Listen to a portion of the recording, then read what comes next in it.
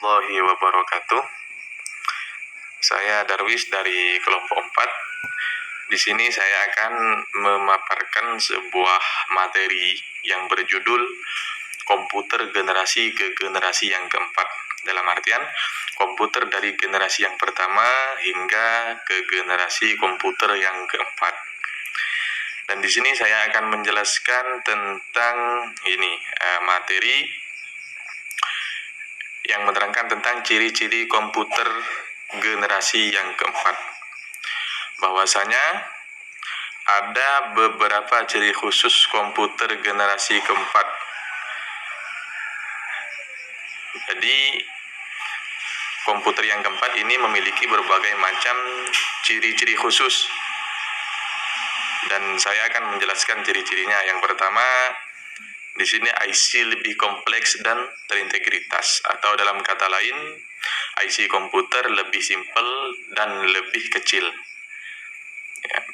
Dan yang kedua, ciri-ciri yang kedua, menggunakan LSI, atau dalam kata lain, Large Scale Integration, yang merupakan pemadatan ribuan IC menjadi satu chip.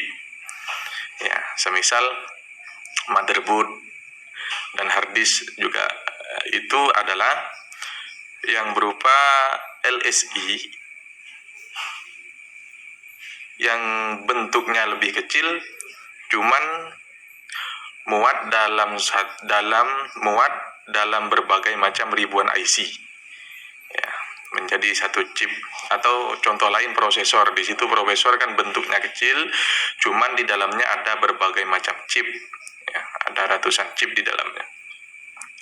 Dan yang ketiga, dikembangkan menjadi VLSI atau Very Large Scale Integration, yang dapat menampung hingga ratusan ribu IC. Jadi ciri-ciri komputer yang keempat itu, satu komputer, satu VLSI itu dapat menampung hingga ratusan ribu IC. Semisal di dalam motherboard itu bisa menampung hard disk, bisa menampung prosesor, dan bisa menampung fan, dan juga menampung IC dan lain sebagainya, semisal Elco. Nah, itu yang ini merupakan kelebihan atau ciri-ciri yang dimiliki komputer generasi yang keempat. Adapun ciri-ciri yang keempat itu menggunakan mikroprosesor dan semikonduktor yang berbentuk chip untuk memori komputer. Jadi ciri-ciri komputer generasi yang keempat ini itu menggunakan mikroprosesor dan semikonduktor, yang mana prosesor ini berbentuk chip untuk memori komputer. Baik, tadi saya sudah menjelaskan ciri-ciri komputer generasi keempat, dan di sini saya akan juga menjelaskan kelebihan yang dimiliki oleh komputer generasi yang keempat. Kelebihan yang pertama, Large Scale Integration, atau dalam kata lain LSI, dapat memuat ratusan komponen dalam sebuah chip. Semisal dalam motherboard itu bisa memuat ratusan komponen. Semisal ada Elco, ada prosesor, dan juga ada hard disk, ada RAM juga. Jadi itu merupakan kelebihan yang dimiliki oleh komputer generasi yang keempat. Adapun kelebihan yang kedua itu adalah Ultra Large Scale, atau dalam kata lain ULSI, yang mana ULSI ini meningkatkan jumlah tersebut menjadi jutaan. Jadi yang pertama, kelebihan yang kedua itu meningkatkan jumlah tersebut menjadi jutaan. Adapun kelebihan yang ketiga, kemampuan memasang sedemikian banyak komponen dalam suatu keping yang berukuran setengah kepingan logam, mendorong turunnya harga dan ukuran komputer. Jadi kelebihan yang ketiga itu komponen dalam satu keping yang berukuran setengah kepingan. Jadi komponen ini lebih dikecilkan lagi sehingga dapat menurunkan harga pembelian komputer, laptop, dan lain sebagainya. Yang keempat, kelebihan yang keempat itu chip Intel 4004 yang dibuat pada tahun 1971 yang membawa kemajuan pada IC dengan meletakkan seluruh komponen dari sebuah komputer atau dalam kata lain Central Processing Unit, memori dan kendali yang kita kenal sebagai CPU. Jadi chip Intel 4004 ini bisa diletakkan pada IC yang kecil.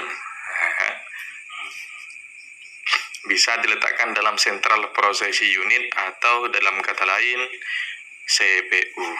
Jadi ini merupakan kelebihan yang dimiliki oleh komputer generasi yang keempat, bahwasanya komponennya lebih kecil sehingga bisa diletakkan dalam satu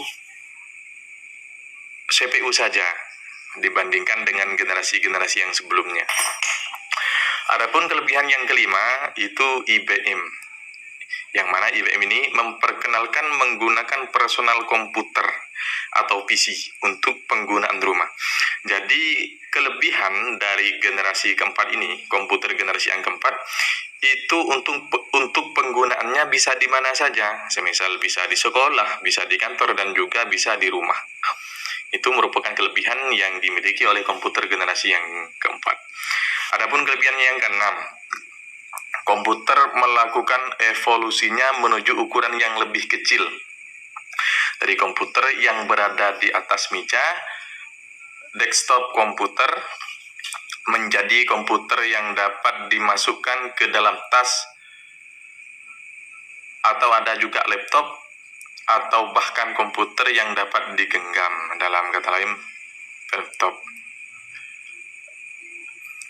Ya, kelebihan yang keenam yang dimiliki oleh komputer generasi yang keempat itu melakukan evolusinya atau perubahannya menuju ukuran yang lebih kecil dari komputer yang berada di atas meja, ya, bisa dikenal dengan desktop. Kalau komputer yang ada di atas meja itu seperti yang biasa kita pakai itu kan desktop komputer. Disimpelkan lagi menjadi komputer yang dapat dimasukkan ke dalam tas atau dalam kata lain laptop. Jadi yang awalnya itu hanya bisa disimpan di atas meja, di sini para pakar itu berusaha untuk mensimpelkan lagi atau memfleksibelkan lagi dari bentuknya, dikecilkan lagi menjadi ukuran yang lebih kecil hingga bisa dimasukkan ke dalam tas atau dalam kata lain laptop.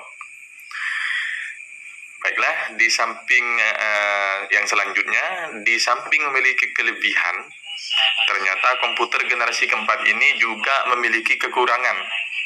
Yang mana kekurangannya, komputer tidak lagi menjadi dominasi perusahaan-perusahaan besar atau lembaga pemerintah. Nah, itulah berbagai macam kelebihan dan kekurangan dari komputer generasi yang keempat. Dan untuk materi selanjutnya, saya akan menjelaskan tentang perbedaan komputer generasi keempat dari sebelumnya. Di sini saya akan menjelaskan perbedaan komputer dari generasi ke generasi.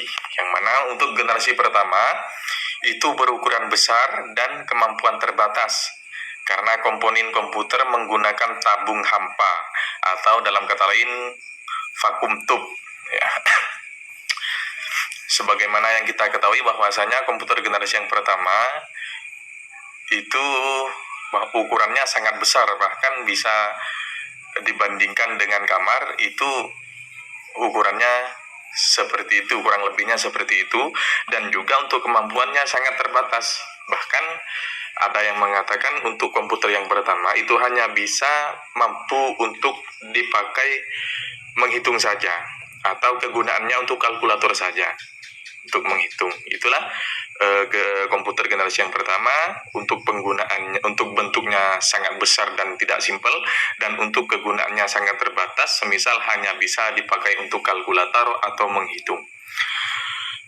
Adapun generasi yang kedua, komputer generasi yang kedua itu menggunakan transistor atau menggantikan tabung hampa. ukuran komputer menjadi lebih kecil. Dan generasi yang kedua itu para pakar berupaya untuk menggunakan transistor dari yang awalnya tabung yang sangat besar disimpelkan menjadi transistor yang berukuran menjadi lebih kecil. Dan yang ketiga, generasi yang ketiga itu ciri-cirinya menggunakan sirkuit terintegrasi atau dalam kata lain integrated circuit IC, menghasilkan komputer yang lebih kecil lagi. Semisal dari yang awalnya sangat besar itu para pakar berupaya menjadikan hanya seukuran CPU saja, Central Process Unit, yang bisa diletakkan di atas meja, laptop, yang bisa dibawa, yang bisa diletakkan di dalam tas dan bisa dibawa kemana-mana. Nah, itu untuk generasi yang ketiga. Di sini para pakar mulai berusaha untuk merubah dari ukuran yang tidak simpel, yang awalnya sangat besar, diubah menjadi ukuran yang simpel.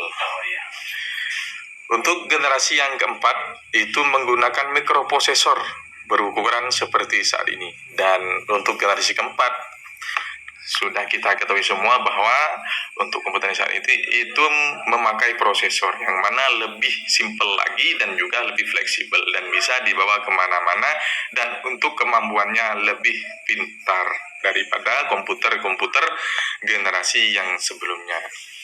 Sekian dari saya, kurang dan lebihnya saya mohon maaf. Wabillahi taufiq wal hidayah.